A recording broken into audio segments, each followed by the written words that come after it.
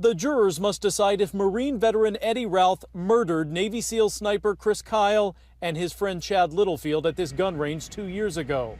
They brought him here to counsel him for PTSD, and Routh's attorney says he turned the gun on them because he was insane. This is one of the few potential jurors dismissed today. It seemed to me that he's guilty, and I don't really buy the insanity. Tonight, American Sniper is playing at a theater less than 3 miles from the courthouse. The judge telling potential jurors it's okay if they've seen the movie, as long as they haven't made up their minds about what happened. Okay, I need you. Kyle's widow, Taya, played by Sienna Miller, has made up her mind, as she told our Dallas station WFAA in December. Somebody taking the lives of 2 people who were there to help them, that's not PTSD in my opinion. The judge expects it will take 4 days to pick a jury here. Then those long-awaited opening statements scheduled for next Wednesday. Chris Kyle's a former Navy SEAL. He's also quite possibly the most lethal sniper in American military history. And he's here today to face a little smattering of friendly fire with 10 questions at Time magazine. Mr. Kyle, thanks for coming. Thanks for having me. So, we've got this new book, American Sniper. Isn't it kind of not done amongst you special operations guys to talk about your stuff? Yes, it is kind of frowned upon. So why did you decide to do the book? I wanted to be able to get it out about not the sacrifices that the military members make, but the sacrifices that their families have to go through, about the single mothers now raising the children and doing all the day-to-day house chores, but then also stories about my guys who deserve to be out there.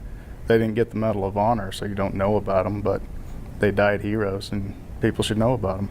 I believe that number is 160, is the sort of number of confirmed sniper kills. Can you tell me explain what it is to have a confirmed sniper kill?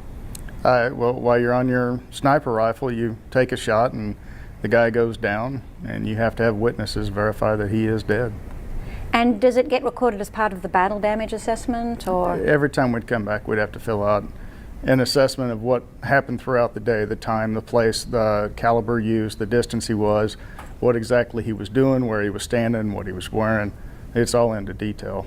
So, and there's that somewhere, we can't get them out of the Navy, but somewhere there's 160 of those forms with your name on them. Yes, ma'am. What goes through your mind when you're shooting a guy? It's usually a guy. The first time of killing someone, you're not even sure you can do it. I mean, you think you can, but you never know until you're actually put in that position and you do it. And then you double thinking yourself, like, can I really do this? And am I going to be okay? And then you're asking your leadership, am I cleared hot to be able to do this? Am I going to be in trouble? You know, this guy's really bad. And then you're worried when you get home, are the politicians going to hang you out to dry and put you on trial for murder? The first kill that you write about in the book, you actually kill a woman, and she has in one hand the hand of her toddler, and in the other hand she has a grenade. Was that the hardest of the kills you had to do?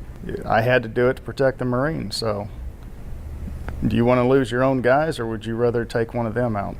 Do you have 2 sets of kind of heads, in that you have your I'm back in America head and your I'm at war head? You're 2 different. You turn it on and turn it off. You're a little more aggressive when you're at work, and then when you come home, you relax and try to be the different person. And my wife always said that when I came home from work, I'd take my cape off and put it on the door, because I'd stub my toe or break my toe or something at home, but at work, I was fine. Does your wife still have to say your name before she gets back into bed? It's not as bad, but that was even before I was in the military. I've always been extremely jumpy when I'm asleep. And the reason your wife has to say your name before she gets back into bed? I will come up swinging. So it depends on how tired. If I'm out cold, then you can ring the doorbell and I'll be asleep. I have to ask this question, but are there any kills you regret? No. Not at all. Because you feel like it was either you killed them or they killed other Americans? Yes, ma'am. You know, you say in your book, actually, that most, and I think I'm quoting here, most Americans can't handle the reality of war, and the reports they sent back, the reports being the journalists, didn't help us at all. which actually sounds a lot like Jack Nicholson in A Few Good Men. Did you realize that? You can't handle the truth. Is that how you feel? That Yes, Americans ma'am. just can't? See, we should just, you're on Jack's side in this one. Yes, ma'am. You do not think. For the most part, the public are very soft. You live in a dream world. You have no idea what goes on the other side of the world, that the harsh realities that these people are doing to themselves and then to our guys. And there are certain things that need to be done to take care of them. Now, if people did start out with the impression before they had read your book that you were that a person who had killed upwards of 150 other people was a violent person, maybe a bloodthirsty person, I'm not sure that the book would free them of that feeling. I really don't care what they think of me. I mean, I've got my family, I've got my friends. I'm not trying to make new friends. And the people who, if you actually spend time with me, you find out I'm just a fun-loving guy.